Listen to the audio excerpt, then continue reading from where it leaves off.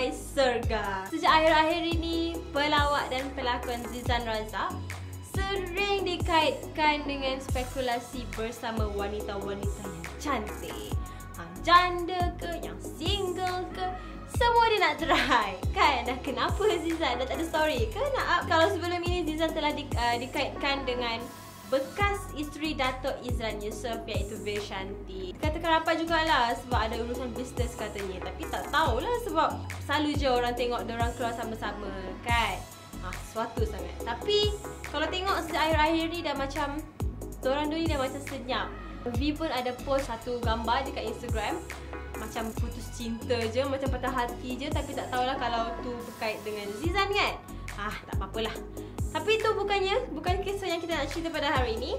Selepas dikaitkan dengan Vishanti, Zizan sekali lagi dikaitkan dengan seorang pelakon yang kali ini lebih cantik, muda, popular pula tu, iaitu Mira Filzah. So kalau sebelum ini Zizan dan Mira digandingkan sebagai pengacara di ABPPH yang baru-baru ni. So kalau tengok feedback orang, ramai juga orang yang suka dengan gandingan diorang ni sebab tak kikuk.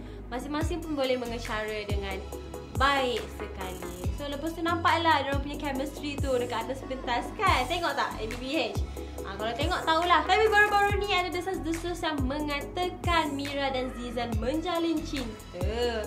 Ya ke? Itulah sebab ada orang nampak Zizan telah menemani Mira Filzah ke balai polis selepas Mira terlibat dalam satu kemalangan. Tapi kalau kita tengok ada satu wanita yang dikaitkan dengan Zizan ni, semua stok-stok awet cun kan. Pandai Zizan ni pilih. Tapi itulah, Mira telah mengeluarkan statement yang mengatakan hubungan dia dengan Zizan tak lebih daripada sekadar kawan je.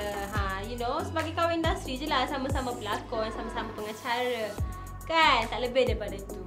Melepaslah Zizan. Tak apa Zizan, ada jodoh tak ke mana kalau tak you cari je orang lain kan. Ramai je sekarang ni yang pelakon-pelakon yang tengah cun. Okey, kepada anda, terima kasih kerana menonton Oi Surga pada kali ini.